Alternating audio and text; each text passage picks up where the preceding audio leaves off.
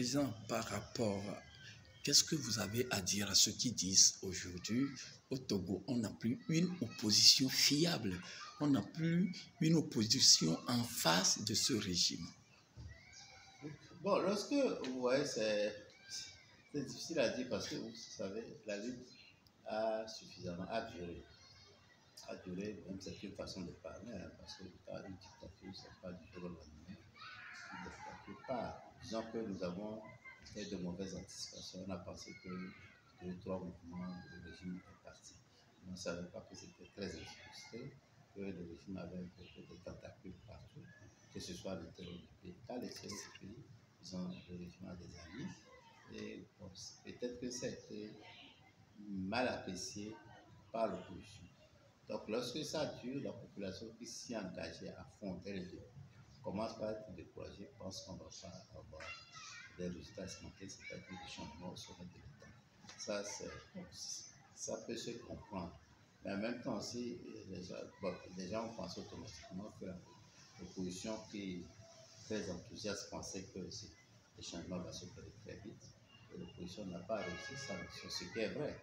On ne peut pas dire que nous avons reçu une mission dans la mesure où notre objectif c'était l'alternance. Nous l'avons obtenu.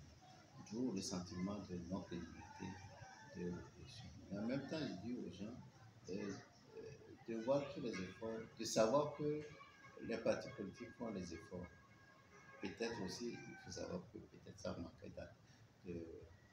d'expérience dans le domaine.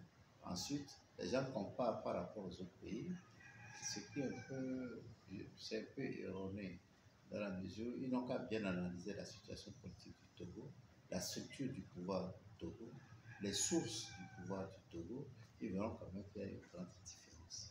Et ce découragement, ce fait de dire que l'opposition n'est pas crédible, renforce la force du pouvoir sur place. Donc c'est en même temps, c'est un constat, c'est vrai que les gens disent que nous ne sommes pas forts, mais en même temps, ce constat nous éloigne de l'objectif que nous avons. Il faut avoir le courage de travailler avec l'opposition.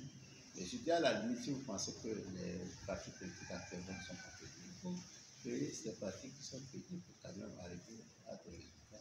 Bon, ça n'est pas la peine de laisser derrière son ordinateur ou bien son smartphone pour dire que l'opposition n'est pas crédible. Il faut trouver des moyens. Si on pense que l'alternance est une bonne chose, est un objectif noble, il faut s'y mettre pour que nous obtenions l'alternance.